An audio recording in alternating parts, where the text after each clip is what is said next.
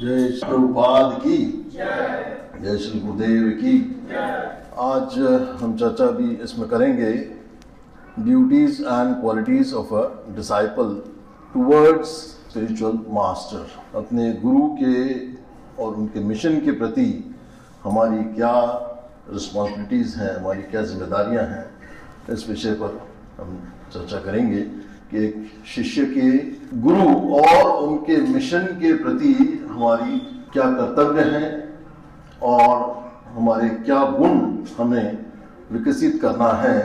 ओम अज्ञानतिमिरन्धस्य ज्ञानाञ्जनशलाकया चक्षुरुन्मीलितं येन तस्मै श्री गुरुवे नमः। श्री चैतन्य मनोभीष्टं स्थापितं येन भूतले स्वयं रूप कदा मह्यं ददाति स्वपदान्तिकम्। वन्देऽहं श्रीगुरुं श्रीयुतपदकमलं श्रीगुरुं वैष्णवाश्चं श्रीरूपं साग्रजातं स्वगं रघुनाथं तं सजीवं साद्वैतं सावधूतं परिजनसहितं श्रीकृष्ण चैतन्यदेवं श्री राधा कृष्ण पादान् स्वगं ललिता श्री विशाखावृन्दाक्ष च। हे कृष्ण करुणा सिंधु दीनबंधु जगतपते गोपेश गोपिका कांता राधा कांता नमोस्तुते।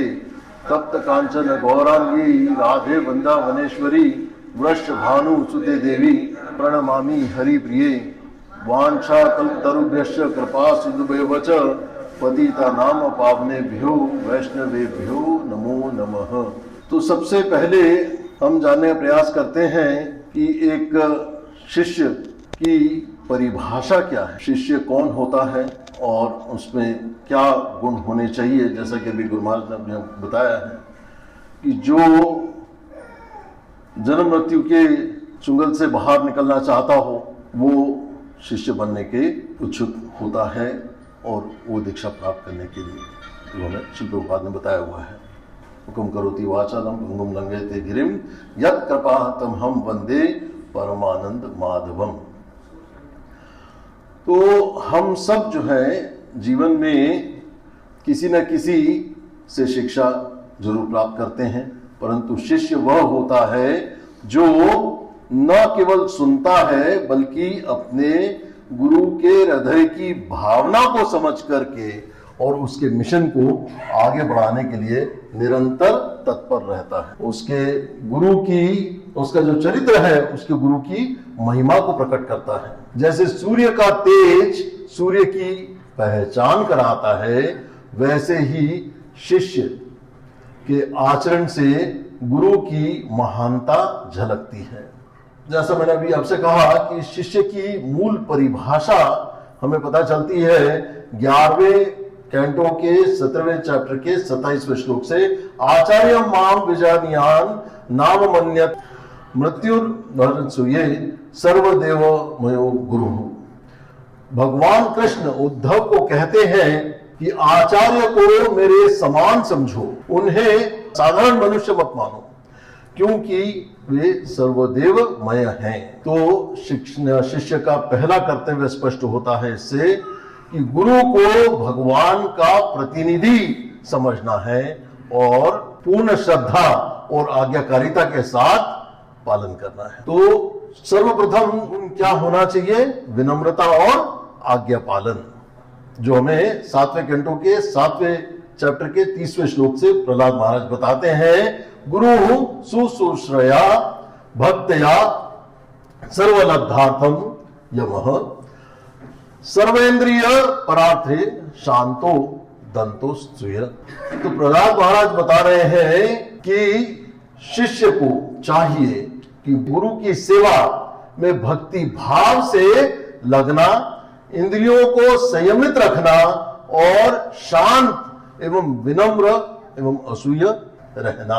तो सच्चा शिष्य प्रश्न नहीं उठाता कि गुरु ऐसा क्यों कर रहे हैं, बल्कि सोचता है कि गुरु ऐसा कर रहे हैं तो इसमें जरूर कोई गुण शिक्षा जरूर है। तो दूसरा गुण आता है सेवा भाव से गुरु के मिशन को आगे बढ़ाना, जो चौथे कैंटो के 28वें चैप्टर के 47वें श्लोक में पता चलता है। जो उत्तम कल्याण चाहता है उसे ऐसे गुरु के शरण में जाना चाहिए जो शास्त्र में निपुण और भगवान में स्थित हो, ब्रह्मविद हो। परंतु शिष्य का कर्तव्य यह भी है कि केवल ज्ञान न ले, बल्कि गुरु के मिशन को आगे बढ़ाने में अपनी शक्ति, बुद्धि और समय निरंतर नित्य लगाए। श्रील प्रभुपाद ने कहा है, यदि तुम मुझसे प्रेम करते हो तो मेरे मिशन को आगे बढ़ाने में सहयोग करो। अतः शिष्य का प्रेम सेवा में व्यक्त होता है और भावनाओं में नहीं, है ना। तो शिष्य का तीसरा गुण है गुरु की आज्ञा, और आज्ञा को सर्वोपरि मानना, जो हमें 10वें कैंटो 80th चैप्टर से 34वें नंबर श्लोक से श्री सुदामा ब्राह्मण का उदाहरण से पता चलता है। सुदामा ब्राह्मण ने गुरु की आज्ञा से जो किया वह उनके लिए मुक्ति का मार्ग बना। जब हम गुरु की आज्ञा को जीवन का लक्ष्य बना लेते हैं तो गुरु हमारे लिए भगवान का माध्यम बन जाते हैं। तो शिष्य का चौथा गुण क्या होना चाहिए?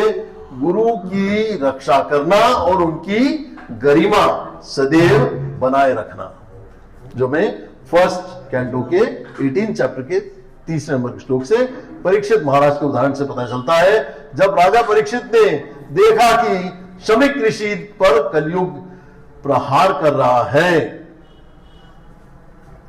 तो उन्होंने धर्म की रक्षा के लिए तत्परता दिखाई और जैसे भक्त गुरु के शरीर की नहीं बल्कि उनकी सेवा की भावना और मिशन की रक्षा करता है ना, तो किसी भी परिस्थिति में गुरु की निंदा या अपमान को सहन नहीं करता। तो शिष्य का पांचवा गुण होना चाहिए कि कृतज्ञता और समर्पण भाव, जो में 11वें कैंटो के 17वें चैप्टर के 22वें नंबर श्लोक से पता चलता है। भगवान स्वयं भी गुरु के प्रति समर्पित भाव से रहे। भगवान श्री कृष्ण ने भी सांदीपनी मुनि की सेवा की और वे भी उनके शिष्य बने। तो इससे हमें क्या शिक्षा मिलती है कि शिष्य का हृदय हमेशा कृतज्ञता से और गुरु के प्रति सदैव सम्मान भाव में बताया गया है, और गुरु के प्रति सदैव ऋणी रहना। तो शिष्य का सर्वोच्च गुण होता है गुरु की अनुपस्थिति में भी गुरु के मिशन को आगे बढ़ाने में निरंतर और नित्य सहयोग प्रदान करना, जो मैं चौथे कैंटो के 22वें चैप्टर के 24वें श्लोक से पता चलता है। सनकादिक मुनियों का उपदेश है कि यदि गुरु भौतिक रूप से उपस्थित न भी हो तो भी शिष्य को उनकी आज्ञा और सिद्धांतों पर निरंतर कार्य करते रहना है, पालन करते रहना है। सच्चा शिष्य अपने गुरु के मिशन को तब भी आगे बढ़ाता है जब कोई देख नहीं रहा हो, क्योंकि उसकी सेवा गुरु को नहीं श्री कृष्ण को समर्पित होती है। तो शिष्य का सबसे महत्वपूर्ण एक सावधानी अगले पॉइंट में आती है कि गुरु में दोष दृष्टि करने से पतन होता है, आध्यात्मिक पतन होता है, जो हमें 7वें कैंटो के 15वें चैप्टर के 26वें श्लोक से पता चलता है। और इसमें सबसे महत्वपूर्ण बात यह आती है कि जो अपने गुरु को साधारण मनुष्य समझता है वह आध्यात्मिक रूप से पतित हो जाता है। इसलिए गुरु में दोष देखना, उनके निर्णय पर संदेह करना शिष्य के पतन का कारण बनता है। ठीक है, तो इस पूरी बात का अपन निकालें तो गुरु शिष्य का आध्यात्मिक संबंध होता है और गुरु और शिष्य का संबंध देह से ही नहीं बल्कि दिव्य सेवा से है। गुरु का प्रेम उनके निर्देशों में है और शिष्य का प्रेम उनकी द्वारा की गई सेवा में है। ठीक है, तो गुरु आज्ञा से जो चले वही जीवन में सफल हो, आध्यात्मिक जीवन में वही सफल हो। ठीक है, इनके कई हमें उदाहरण मिलते हैं श्री प्रभुपाद के शिष्यों ने, जिन्होंने गुरु की आज्ञा पर विश्व भर में कृष्ण भक्ति फैलाई है। श्री भक्ति सिद्धांत सरस्वती ठाकुर ने इतने बढ़िया मठ स्थापित करके अपने गुरु की इच्छा पूर्ण करने हेतु मिशन चलाया। और हनुमान जी के बारे में हम सभी जानते हैं, है ना। तो शरीर रचना तब ही तेरी, गुरु आज्ञा से ही सब किया है।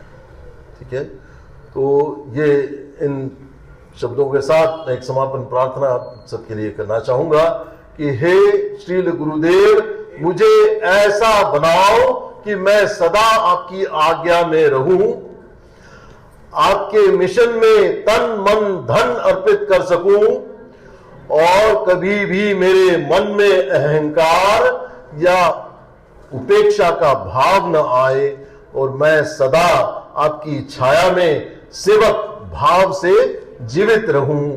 यही मेरी साधना है और यही मेरी सिद्धि है। ठीक है, हरि हरि बोल, हरे कृष्ण।